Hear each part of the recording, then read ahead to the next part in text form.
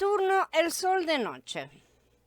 Muchos estudiosos notan que entre los griegos y los latinos prevalecía una misteriosa confusión del sol, griego helios, ¿sí? Latín sol, con el planeta más externo. Así que la expresión estrella de Helios o estrella del Sol se aplicó a Saturno, como ya hemos estudiado antes en el capítulo 22 de esta serie. Aunque el griego Cronos era el latín Saturno, ¿sí? No nos da a Cronos como el nombre árabe del Sol. Higinus, al enumerar los planetas, nombra primero Júpiter, después dice el planeta del Sol, otros dicen de Saturno. ¿Por qué el planeta más distante del Sol fue llamado Sol y Saturno al mismo tiempo? Al afirmar que el gran padre Saturno que presidió la época perdida fue el Sol primitivo, no propongo que nuestro Sol estuviera ausente necesariamente, más bien que simplemente no preocupó a los antiguos. Si estuvo o no resulta irrelevante para el punto. Para evitar confusiones sobre este punto, sí tenemos que ver otro asunto esencial. Aquellos eruditos que notan la identificación del antiguo Sol con el planeta Saturno generalmente hablan de Saturno como un mítico Sol nocturno o un segundo Sol o algo así. El llamado sol actual que conocemos no era un tema de los primeros ritos. Acerca de este sol nocturno, un autor señala, Jastrow aplicó su criterio a las juxtaposiciones del sol y la luna. Mientras que el sol y la luna pueden ser visibles en el cielo simultáneamente, nunca pueden hacerlo muy cerca cuando el primero eclipsa al segundo. Sin embargo, algunos presagios babilónicos se refieren a Shamash, literalmente el sol, como si estuviera cerca de la luna. Por ejemplo, si el sol permanece en la posición de la luna, el rey de la tierra se sentará firmemente en el trono. Si un disco solar, un disco solar se encuentra sobre la luna y debajo de la luna, la base del trono se estabilizará. El rey de la tierra permanecerá en su verdad. Estas son profecías, por así decir, astronómicas, ¿no es cierto? Interpretaciones. Un comentario en el reverso de esta tableta que dice esto revela que la observación se realizó de noche y que se refiere al planeta Saturno.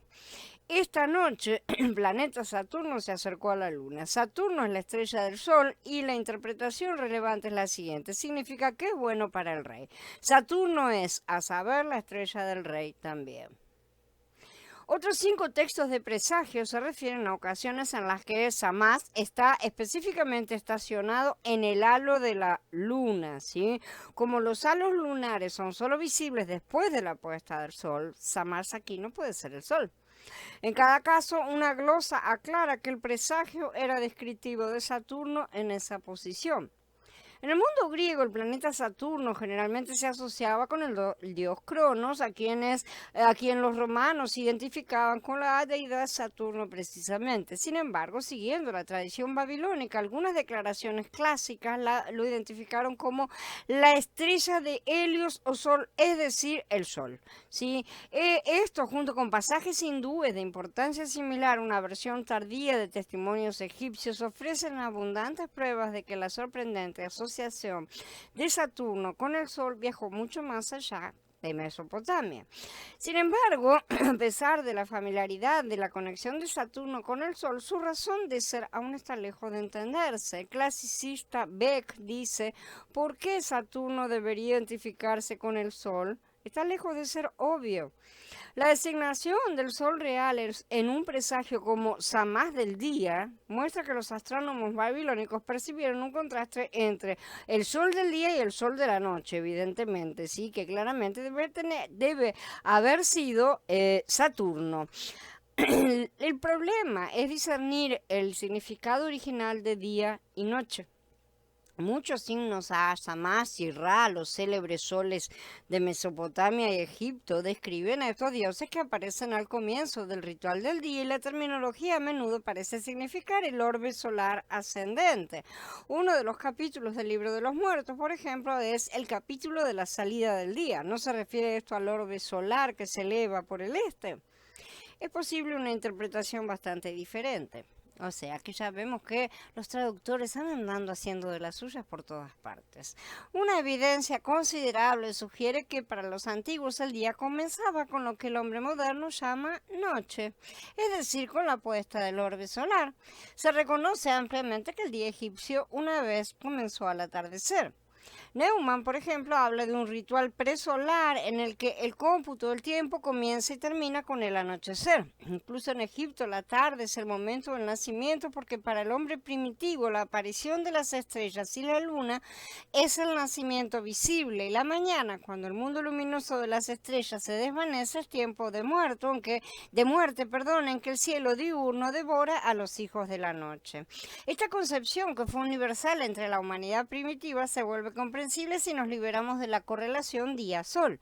El sol es un hijo del cielo diurno femenino, así como la luna es un hijo del cielo nocturno. El cielo femenino es el elemento fijo y duradero. Las luminarias, el sol, la luna y las estrellas que suben y bajan dentro del huevo cósmico en blanco y negro de la gran diosa son pasajeras y perecederas. Que trata de explicar este individuo algo que evidentemente no entiende. Es mucho más fácil, para nosotros también ha sido muy difícil el tema de el día comenzar en la tarde, porque realmente para nosotros es una inversión de la situación que estamos viviendo en nuestra actual cosmología, pero si tuviéramos un sol que saliera al atardecer o que apareciera en realidad al atardecer, entonces tendríamos mucho más claro el comienzo del día.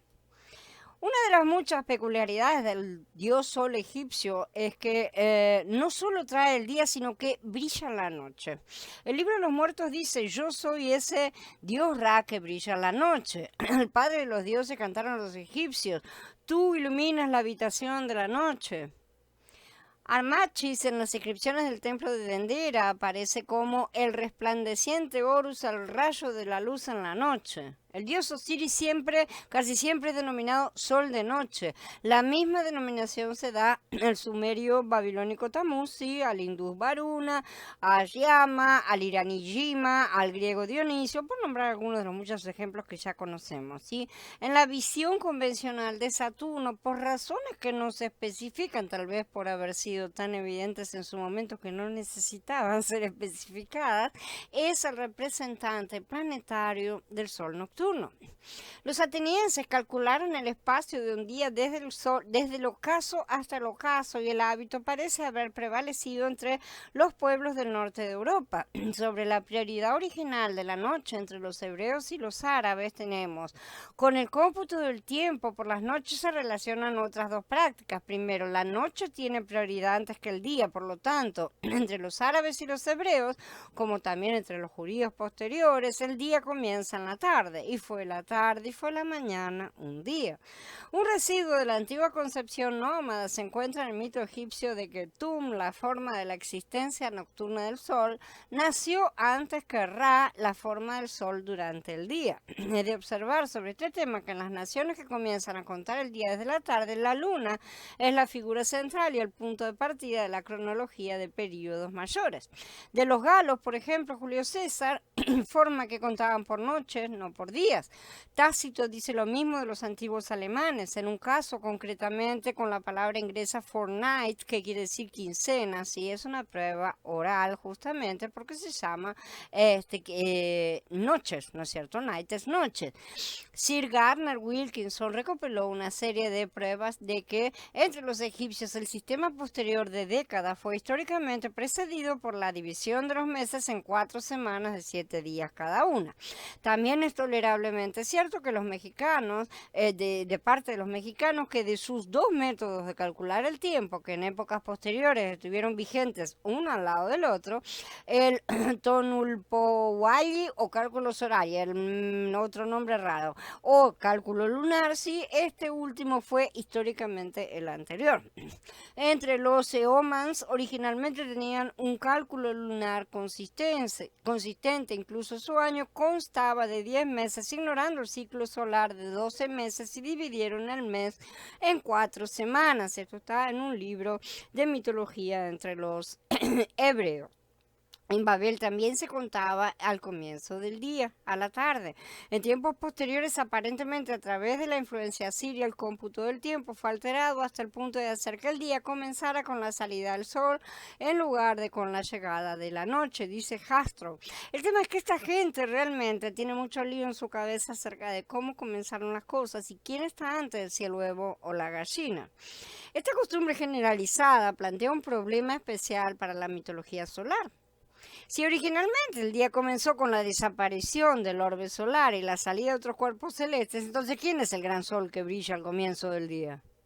O sea, toda la cosmogonía solar que han venido levantando en las últimas décadas, tantos décadas y siglos también, ¿no es cierto? Tantos gnósticos modernos y otros que apoyan este tipo de elucubraciones con las cuales tratan de explicar lo que no entienden, ahora nos damos cuenta que esto plantea un problema bastante grande, ¿no es cierto? Esto quiere decir, ¿dónde está ese sol si el día que empieza a la noche? Si originalmente el día empezó a la noche, no tiene ningún sentido todo lo que dicen. La respuesta explícita proviene de los textos sumerios que identifican a Saturno como dios del amanecer.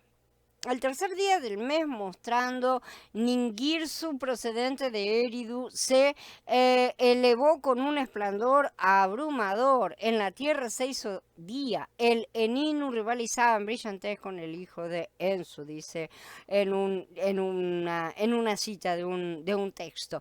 Esto no equipara a Saturno, como propuso un autor, con el Sol, con el orbe solar, ¿sí? En el horizonte, ni tampoco significa que, como propuso otro, Ningirsu es aquí el Sol descendiente de la Luna, ¿sí? Que asciende cada mañana desde el inframundo. Significa que la aparición de Saturno inauguraba el día más primitivo y comenzaba al atardecer. Esa aparición no era una salida, era una aparición literalmente. Mientras el orbe solar era visible, aparentemente, suponiendo que el orbe solar estuviera, y no tenemos por qué decidir que no a priori, el globo ardiente de Saturno permaneció sometido, oculto por la luz más cercana del Sol. Pero una vez que el orbe solar salía, ¿no es cierto?, de la visión y Saturno y su círculo, ¿no es cierto?, de luces secundarias adquirían un resplandor impresionante. Por eso se dice que aparecía. Aún así no podemos, como algunos han sugerido, decir que Saturno era el sol del día, ¿sí? Porque a pesar de que lo iniciaba, él brillaba durante la noche. El día inicia por la tarde también hoy, en el momento en que Saturno debería aparecer visible en los cielos.